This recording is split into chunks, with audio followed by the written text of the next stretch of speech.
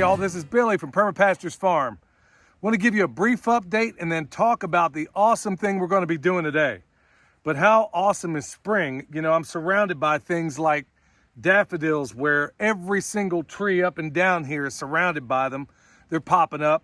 The comfrey, which died back a little bit, it's coming back. You know, all of our trees, our fruit trees, our nitrogen fixing trees, all those things are coming alive, and you can't help but be excited about that. Well, let me first give you a brief update of this apple tree we had last year. Let's take a walk down here and then we'll get to it.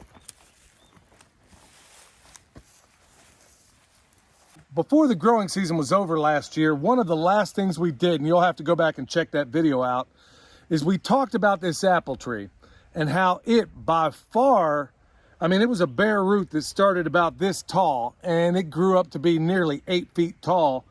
And we attributed part of that to the fact that there were two nitrogen fixing trees along with it that were in the same hole. We didn't plant them, they just happened to be there, and they were black locust. At the close of last year, we showed you a method. I don't recall where we got it, but it was some other permaculture designer that I saw do it in the past, where he grew his comfrey, like you see coming back right here, grew his comfrey. He grew, it wasn't black locust, and I think in his case it was California false indigo, nitrogen fixer. And what he did, and I thought it was beautiful, is that he used those materials to make the mulch ring for his tree. Well, that's exactly what we did. What you see in here is the remnant of what we did. We basically coppiced all of the nitrogen fixers. There just happened to be one here, accidentally, again, in the same hole. We took it out, we chopped it up, laid it down, and then we took the comfrey here, here, and here, chopped all of it off, and then basically layered a mulch ring just to show you that all of it, that's the beauty of permaculture. The sublime efficiency of it is honestly one of the biggest things that attract me to it in the first place. So here it is. It's off and running. It's coming back. And now we're on to different things. Okay, another thing you saw us do was we did basically a quasi-syntropic type design, meaning that between every tree, we use that interstitial space as a growing medium to create Jeff Lawton's we use so much of his stuff to create Jeff Lawton's instant garden.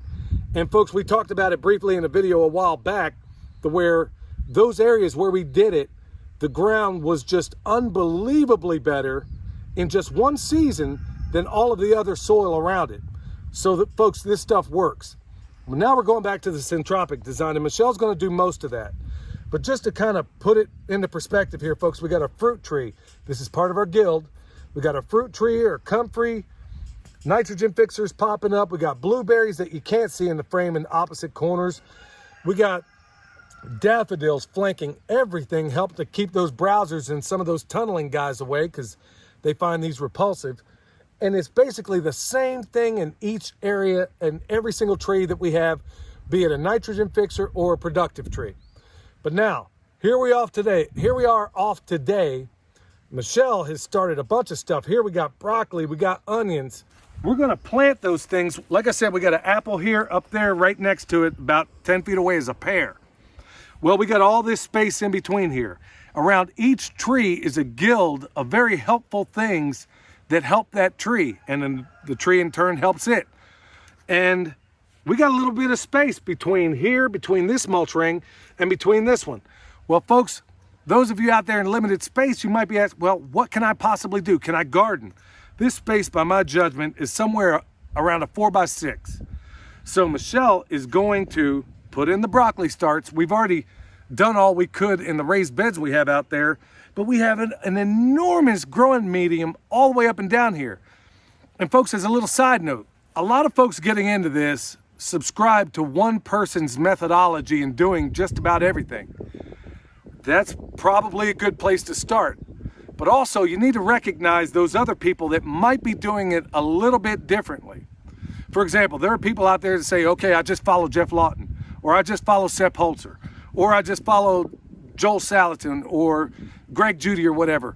Folks, there is no reason you can't study all of those people, and maybe like we're doing right here, it's an amalgamation of all of them. For example, You got Paul Gauci, his method right here. You got Stefan Subkowiak in the overall design. You got Jeff Lawton in the guilds. You have Elaine Ingham in how we do our compost that comes in here. You have all these things that come together to make what I think is a beautiful system, but you're never gonna find it if you just follow the methodology of one person, because all of us, myself included, we all have blind spots.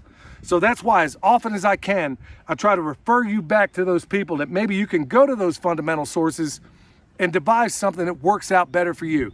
And maybe, you know, maybe we can all just exchange this knowledge and come to a conclusion in how to do some of this stuff that might benefit everybody. Okay, so with that said, just briefly, this is as close as you're ever gonna get to a vlog for me, folks. Behind me right now, I'm looking at the sheep, and we're gonna demonstrate the consummate definition of permaculture, because giving you a definition, as we've talked about before, doesn't necessarily work. But folks, this is part of it. I'm gonna show you another piece of it here in a moment. All right, folks, right over there, I mean, literally 15 steps away, it's where we're working on the orchard and the syntropic design. Right here, you see our sheep, you see our bee boxes back there. Well, instead of going in there with a weed eater, folks, these sheep love all the grass that's growing around those bees. Now they're sitting on platforms, and you know, being the beginning of spring, things are gonna start blowing up. So we got them in here, folks. That's what I'm saying. You don't have to get out there and physically do it yourself. You don't have to have a mower. You have mowers on 4 legs. You're benefiting them. They're benefiting the bees because it's eliminating their obstructions. And ultimately, you're benefiting the land. Permaculture 101, folks. And this is how it's done. This is the easy way to have your animals express the sheepness of the sheep and at the same time provide you what you need. So let's go back over here and get on it. All right, so back from the sheep. Here we are over here in the orchard. And Michelle is about to do this. I'm gonna flip this compost pile we got going over here. And she's gonna basically lay this thing out in this 6 by 4 foot space. Folks, this year we're gonna attempt to plant more food than we ever have. More than we can possibly eat, more than we could possibly store. And there's gonna be a bigger point and purpose to all that. But folks, to suffice it to say that every area that we can grow food, will be growing food. And today, we got these broccoli starts that she did. We got a bunch more up there that you can't see. But all of it is gonna go in this space, and we're gonna get it done. We're gonna get it growing right alongside this beautiful blueberry that's coming alive, these daffodils, the garlic, the onions, all the other things that are inside this guild. We're about to get after it. So what we have here, last year we put down some cardboard and we put mulch on top of it. So we had a bunch of extra plants left over from what we couldn't grow in our raised beds. So all I'm doing is planting here we have broccoli, and I'm just gonna plant it. I'm just gonna dig a hole, put a little soil in, and I'm just gonna plant some broccoli right into it and then put the mulch back over it. And I've got broccoli and onions, and I'm just gonna go through, and in the spaces in between the trees, I'm just gonna plant a bunch of those plants.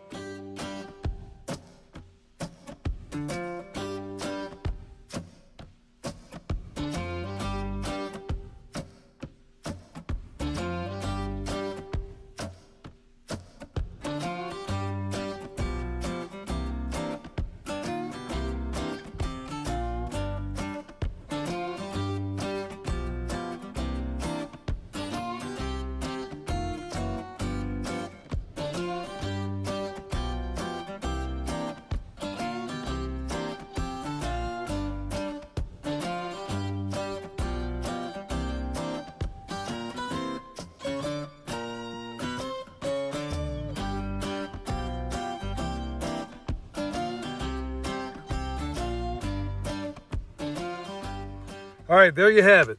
I'm down there flipping the compost.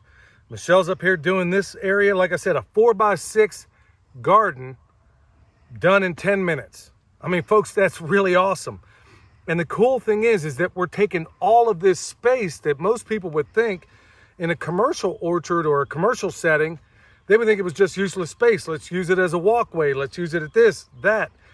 No, it's combining a bunch of techniques here. We're taking that syntropic design, and in this particular case, putting it with the methods of Paul Gauci. And like I said, there's so many other people's methods all in this same spot on this beautiful spring day. All right, so remember, subscribe, hit the notification bell, tell friends about what we're doing here because it's different. We're doing a lot of things differently than what you're seeing other people do. So until next time, this is Billy, the Permaculture Pimp Daddy, where PIMP stands for Permaculture is my passion. We'll see you next time.